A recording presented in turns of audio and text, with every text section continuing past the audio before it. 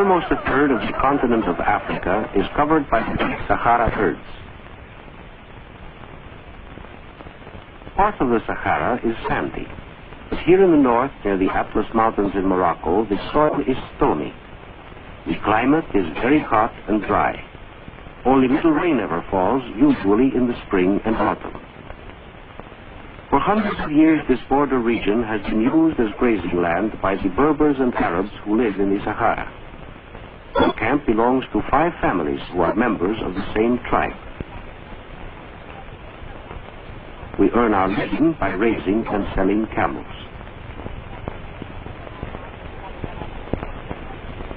We need a fire in the early morning, for though the days are hot, the nights are cold.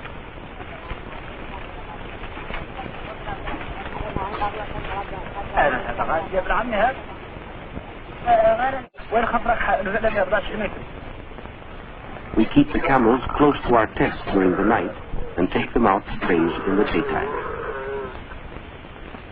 Among our people, a man's wealth is measured by the number of camels he owns. The camel was first brought to the Sahara from Arabia 1,500 years ago. Because they can live without water for a long time, camels are among the very few animals on the desert.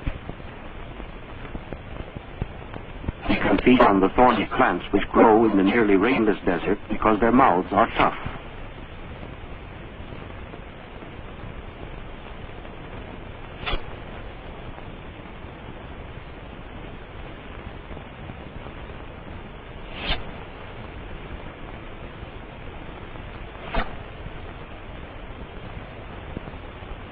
In addition to our herds of camels, we also have a few goats which supply us with milk and meat, and whose skin and hair we use and sell. They have to climb into the trees to find food.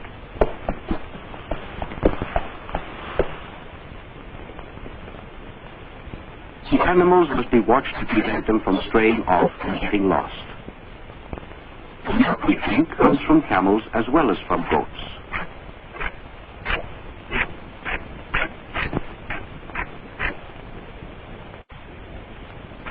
Bujma, the son of our chief, like the other boys of our camp, takes his turn at guarding the camels. His turban, which is woven of goats or camel's hair, protects him from the heat of the sun.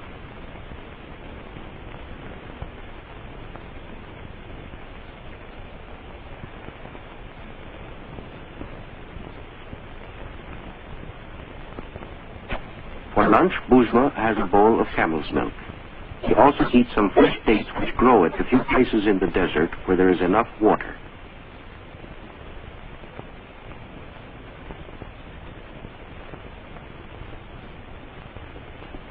While the men are watching the animals, the women go to get water. Whenever we can, we pitch our tents near a spring or a well. Where there is water, there is usually food for our animals.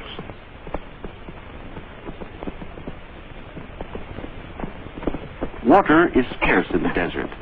Our water supply comes from widely scattered pools. When it rains in the mountains to the north, some of the water seeps for many miles underneath the surface of the desert. Often it collects in pools, but sometimes we have to dig for it.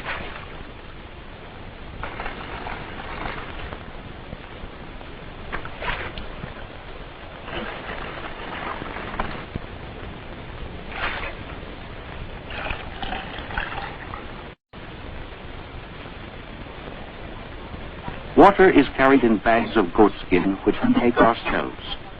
We use goatskins instead of pottery jars because they are easy to load and won't break when carried on the backs of our animals.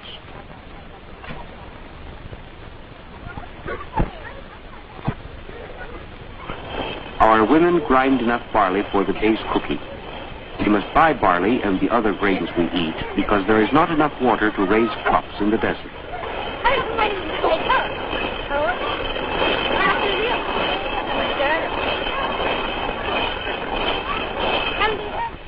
The water skins are hung on wooden racks to make pouring easier.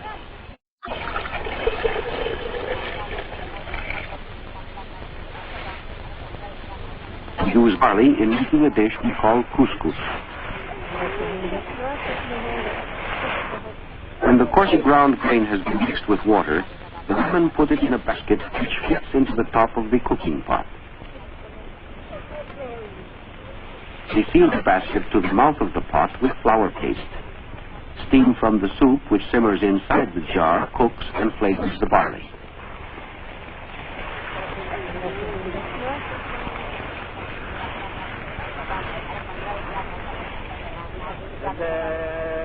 Five times a day we bow in prayer, always facing in the direction of our holy city, Mecca.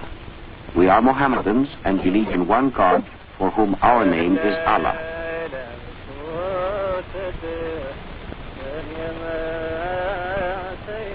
Almost every day we eat couscous, moistened with soup. Sometimes we have goat or camel meat.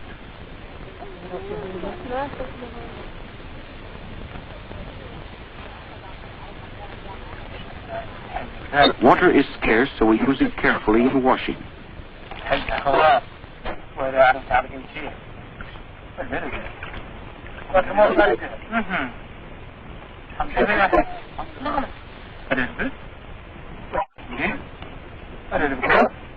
It is a custom for our men and our women to eat separately.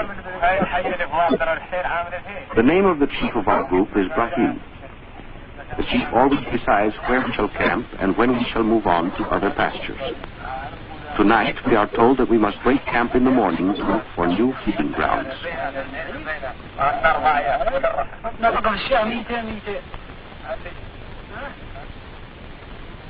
When it rains even less than usual, we have to move 2 or 3 times a week to find sufficient food for our animals.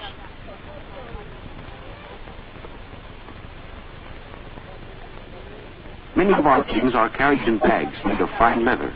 Since we move so often, everyone knows just what to do. It is easy to pack because our only possessions are those which we simply cannot live without. In the cases, there is a special place for each piece of equipment. If the equipment were not protected, it might break when carried on camelback.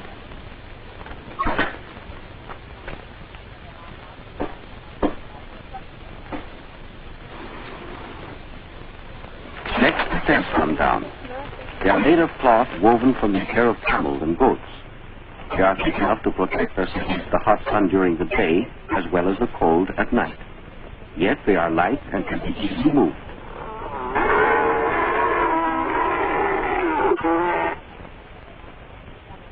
A fat camel can carry 500 pounds or more.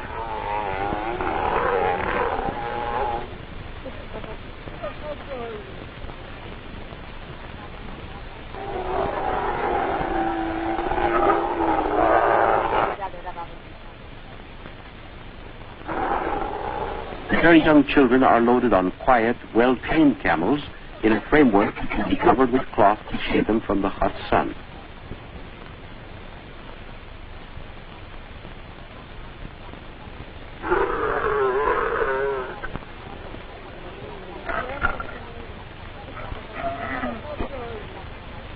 Within 3 hours, we nomads can pack everything we own and be on our way across the desert.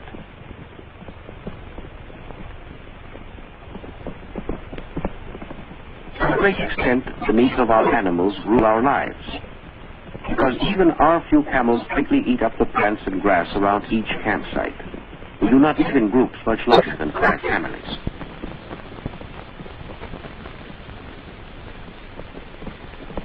In very dry years, our camels cannot find enough to eat and they die of hunger.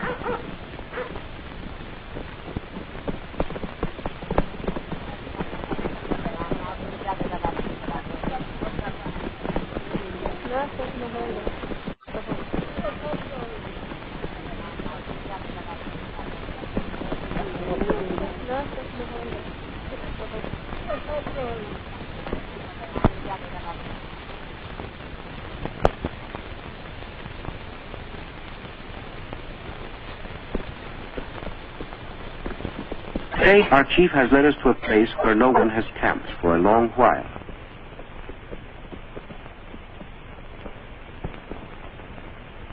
Always, as soon as we reach a new camping place, we unpack our possessions, set up the tents, and go to get water.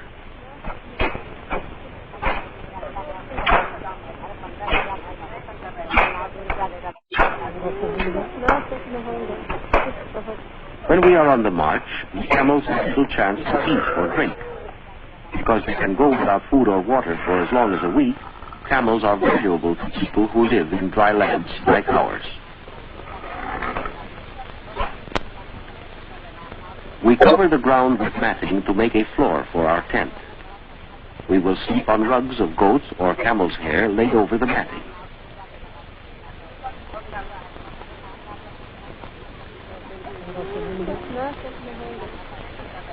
Packed in the bales are our provisions and cooking utensils. As soon as we make, the women bake barley bread. They place the dough between hot stones.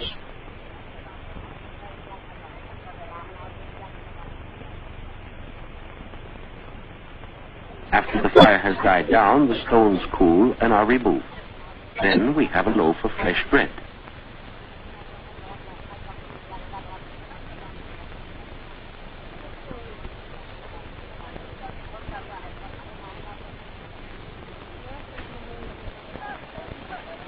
Our children cannot go to school because we are always moving from place to place.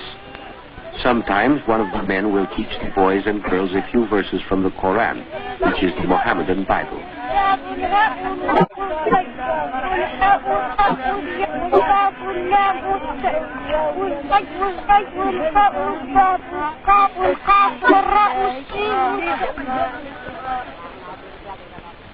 Tonight, after our camels have been tied up, the men gather in the tent of our chief Brahim.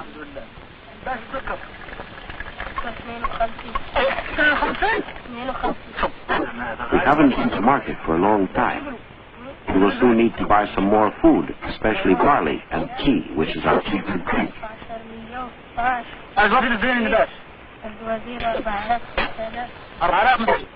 The chief decides that a group of us should go to the city and sell some camels. With the money, we will buy the things we need.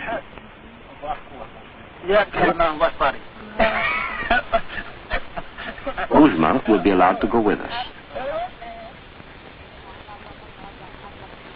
The trip will take at least 2 days, so we start early in the morning.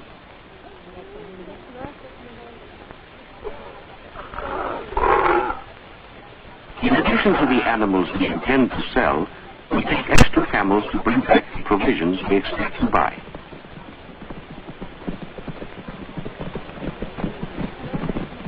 Camels are raised only in the desert, but they are much in demand in the regions north of the Sahara. There they are used as work animals, though their meat is also eaten. These camels live and work for 20 years.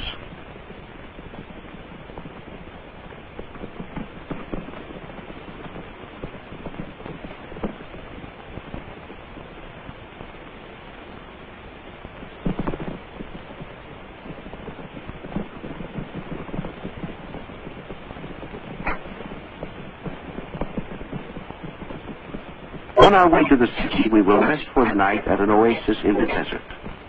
An oasis is any place in a very dry region where the land is fertile because there are good springs or wells.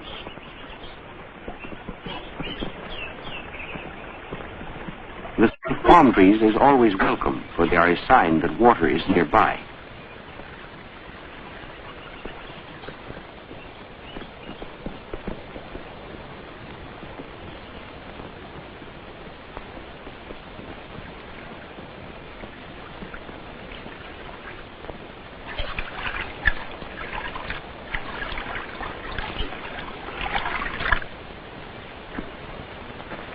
Because there is water, food can be raised on the land of an oasis.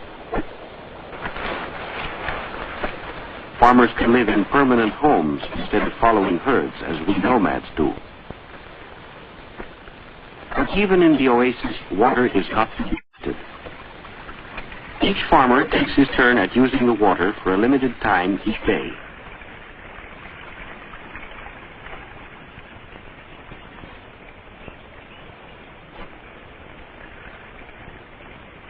As his turn comes, he opens the irrigation ditch into his own fields. We measure the time allowed to each farmer by using a small bowl with a hole in the bottom.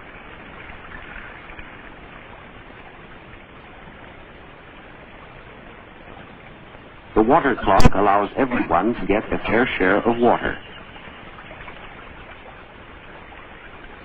When the time is up, the bowl sinks.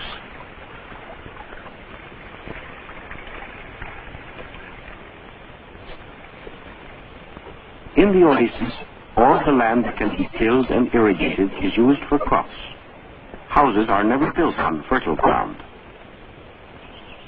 Even the soil between the date palms is planted with barley or maize or vegetables. The palms themselves produce big clusters of dates. Because our ancestors once protected the oasis from robbers, we nomads, by an ancient custom, are entitled to all the dates that the growers are unable to sell.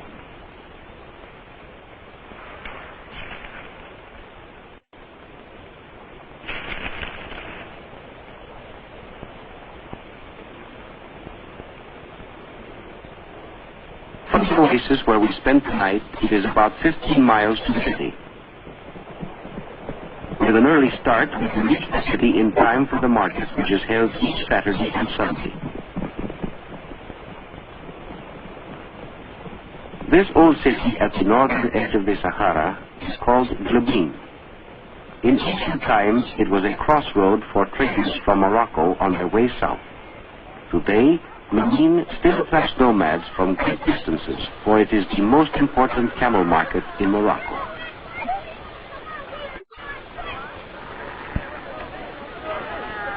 Camel buyers from cities farther north come to this market to trade.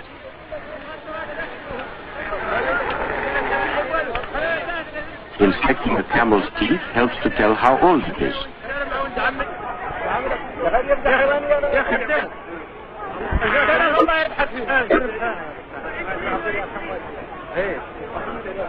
The sale of each camel involves much bargaining.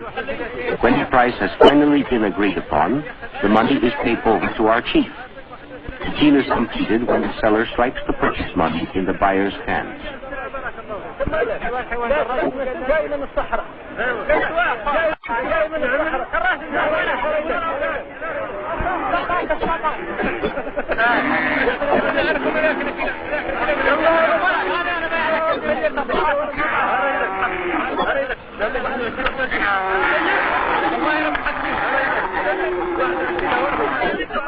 Because the man who has bought our camels is anxious to sell them as quickly as possible, he will take them to northern Morocco by motor truck.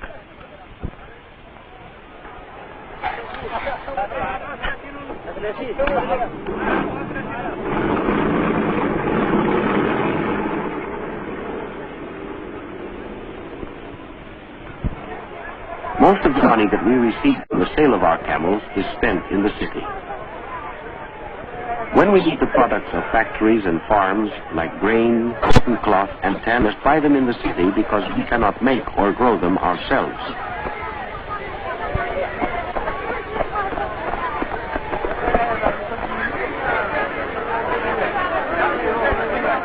Rahim and Boujma inspect the various kinds of tea for sale. Tea comes to the desert markets from China and other faraway lands.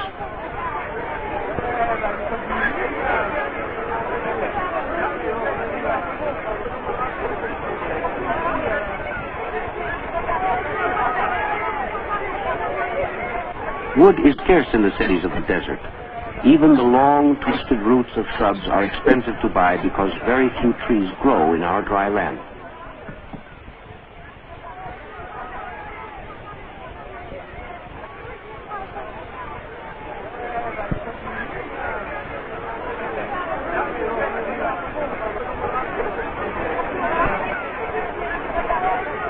The barley sold in the grain market is grown on oases or on farms farther north of where we live. The merchant's grain may be plump or shriveled, depending on how well it was watered by rain or by irrigation in the field where it grew.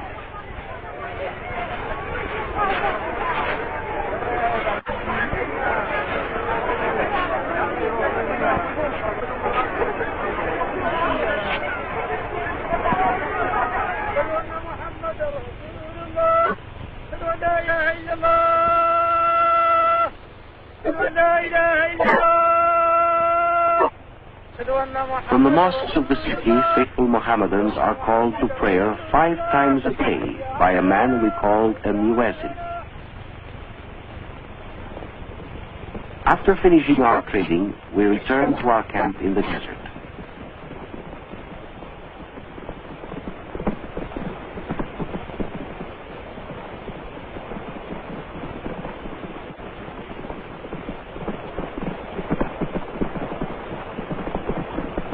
It is a rare man among us who would change places with the traders of the city or the farmers of the oasis, tied down to shops or to soil.